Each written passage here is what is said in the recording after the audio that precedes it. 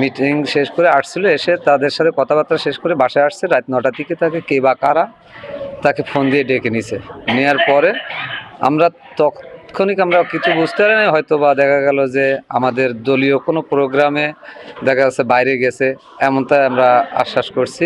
তার কিছুক্ষণ পরে আমরা যখন শুনতে পাই যে তার ফোন আর বন্ধ, সুইচ অফ, তারপরই জিজ্ঞাসা থানায় যেয়ে আমরা জিডি করে আমরা সরকারি পর্যায়ে দেখা যাচ্ছে পুলিশের সমন্বয় হয়ে সেখান থেকে আমরা জিডি কপি নিয়ে আমরা ডিবি অফিসে আসি। বিভিন্ন জায়গায় আমরা খোঁজ খবর নিই, কোথাও আমরা তাতে সফলতা পাইনি। যে কোনো একটা নাম্বার থেকে আমার বড় ভাতিজার কাছে একটা কল আসছে। আসার পরে বলল যে কেশবপুরের সাইডে আপনার হচ্ছে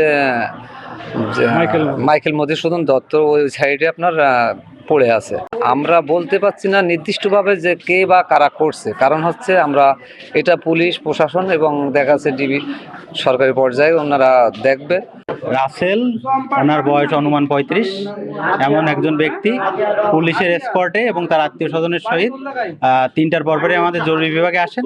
প্রাথমিকভাবে তাকে আমরা পরীক্ষা নিরীক্ষা করি, কোনো বাইরে কোনো আঘাতের চিহ্ন বা এমন কিছু উপস্থিতি দেখা যায়নি।